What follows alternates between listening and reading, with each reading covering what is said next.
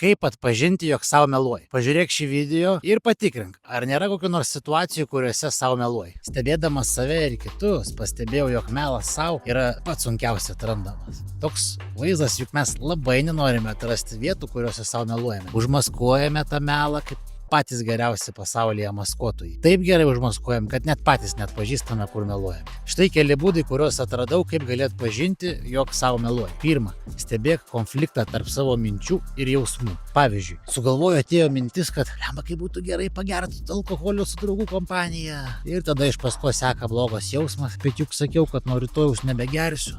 Antra, stebėk, ar vengi ir pasijunti prastai gavęs kokį nors klausimą. Pavyzdžiui, ar tu esi laimingas, ar tau yra gera dirbti šiame darbe. Jeigu tu pasijauti prastai ar nepatogiai, vadinasi, tu viduje kaip ir žinai atsakymą, bet dar nenori jo pripažinti. Trečia, stebėk, ar neignoruoji savo intuicijos, savo vidinio balso. Pavyzdžiui, tu pasijautėjai, kad čia ne mano vieta, čia neturėčiau būti, neturėčiau to daryti. Ir tau atėjo mintis prieštaraujanti, nu jo, bet taip daro visi, tu gal nurimk, iš ko tu gyvensi ir taip toliau ir taip toliau. Štai čia buvo iliustruoti keli melo savo pavyzdžiai. Na pripažink, juk atradai čia save savo meluojant. Jeigu taip, tai kviečiu žengti pirmą žingsnį link tiesos ir komentaruose drąsiai parašyti, su kokia situacija dažniausiai susiduri ir prigauni save savo meluojant.